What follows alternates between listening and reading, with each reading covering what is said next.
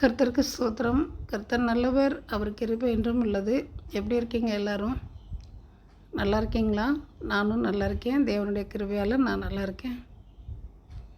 கடந்த மாதம் ஏப்ரல் மாதத்தில் என்னோடய அம்மா தவறிட்டாங்க. எனக்கு ஒரு நல்ல தோழியா, சகோதரியா,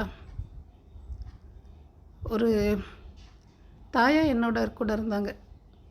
நான் ஆவிக்குரிய விஷயங்களாக தேவனிடத்தில் பேசுகிறத கேட்டு அவங்ககிட்ட சொல்லுவேன். புரியாது போது தரிசனம் தந்தாருன்னு சொல்லுவேன். வேதத்தை படிக்கும்போது சொல்லுவேன். அப்போ எனக்கு ஒவ்வொரு தடவையும் அவங்களோட வார்த்தை தான் என்னை தேற்றும். எப்படின்னா, ஆண்டவர் கொடுத்த வார்த்தை நமக்கு சில நேரத்தில் புரியாது. நமக்கு ஞானம் குறைவு தான். ஆனால் ஒரு தீர்க்கதரிசியாக என்னோடய அம்மா எனக்கு அதை விளக்கம் கொடுப்பாங்க. போதகர்கிட்ட கேட்குற மாதிரி நான் அவங்கள்ட்ட பேசுவேன். அப்படி பேசின என்னோடய அம்மா எனக்கு கடந்த இந்த 2026 ஏப்ரல் மாதத்தில் அம்மா இறந்துட்டாங்க. அந்த துக்கத்துலேருந்து என்னால் வெளியே வர முடியல. ஆனால் வெளியே வந்துட்டேன். கர்த்தர் என்னை பாதுகாத்துக்கிட்டார். ஆனால் அழுவேன். அழும்போதெல்லாம் நீ அழுகாதப்பா, ஏசப்பா உன் கூட தான்ப்பா இருக்காருன்னு எனக்கு சொல்லுவாங்க.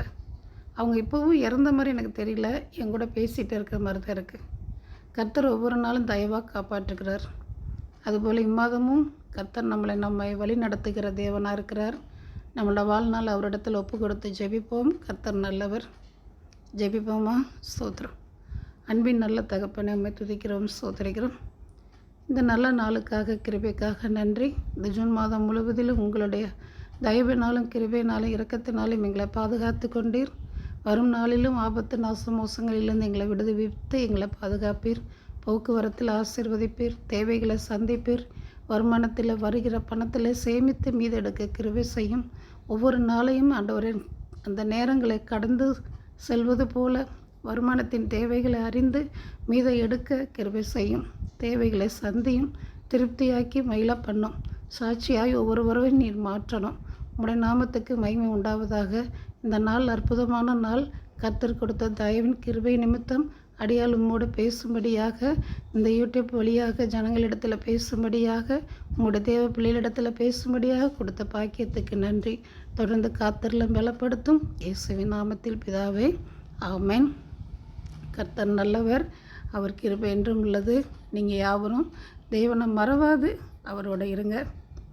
நம்ம எத்தனையோ பேருக்கு நன்றி சொல்ல தகுதிப்பட்டிருக்கோம்.